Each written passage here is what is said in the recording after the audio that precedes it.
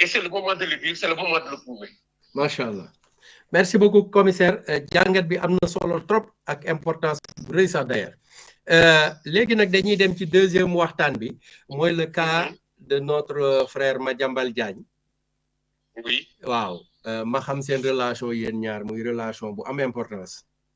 Di la wax ne la le cas Madiambal Diagne, soo ñu mënee wax sur les deux commissaires aussi sanctionnés, ñu mën a ñun ñi nga xam ne xamuñ ci lu bëri yow nag comme ancien commissaire nga mais exactement lan moo war a mën a indi ñu sanctionner ces deux commissaires là d'autant plus que kii delloo na ko aéroport bàyyi ko mu jàll keneen ki convoqué na ko pour mu ñëw rejoindre ko dikk donc c'est quoi le problème quoi?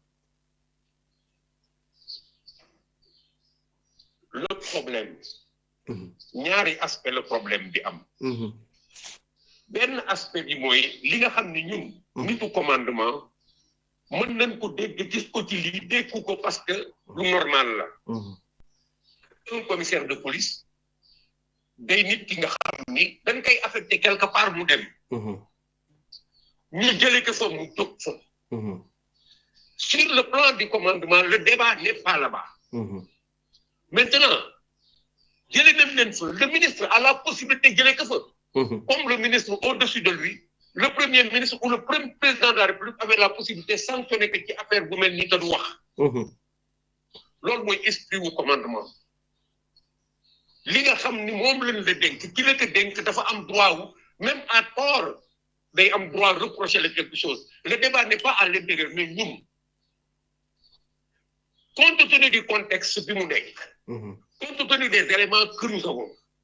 Ce que nous pouvons dire, c'est que les gens avaient besoin de se cramponner sur Madiambal pour créer une situation explosive qui finit après Wally Seck. Lii moo leen dese woon.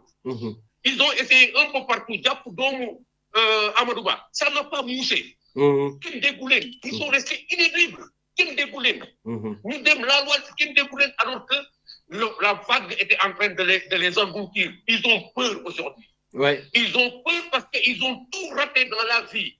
Cette histoire de dette cachée est en train de les engloutir. Ouais. Cette histoire de leur propre endettement est en train de les engloutir. Ouais. Le fait qu'il n'ait rien réalisé. Et le fait aussi le débat sur, comment dirais-je encore, les fonds politiques est en train de les engloutir.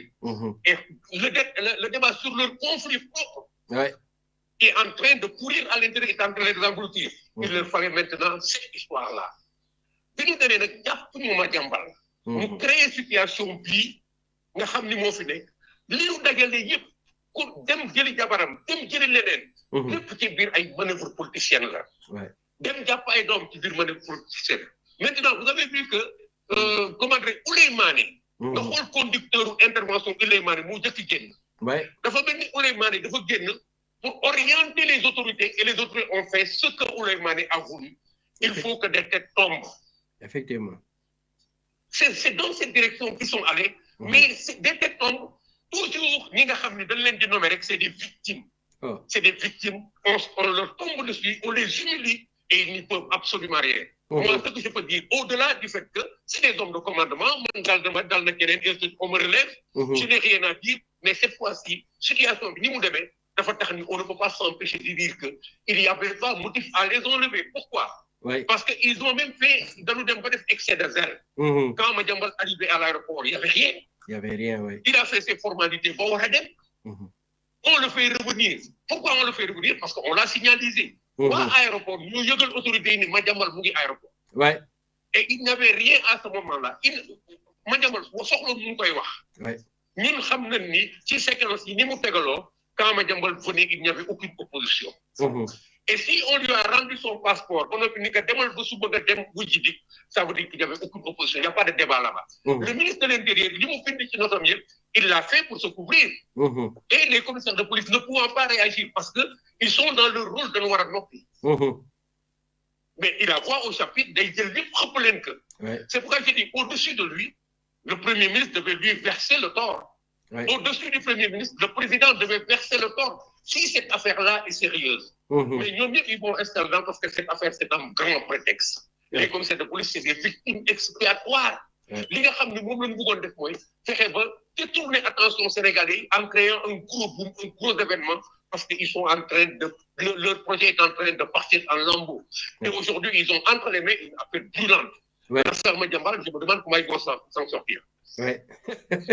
Alors, l'affaire Madiambal, comment s'en sortir? Ouais, ça, c'est une bonne question. Oui. Ouais. xam naa dinañ la dégg peut-être ñoom dinañ génn tontu donc nag léegi nag ñu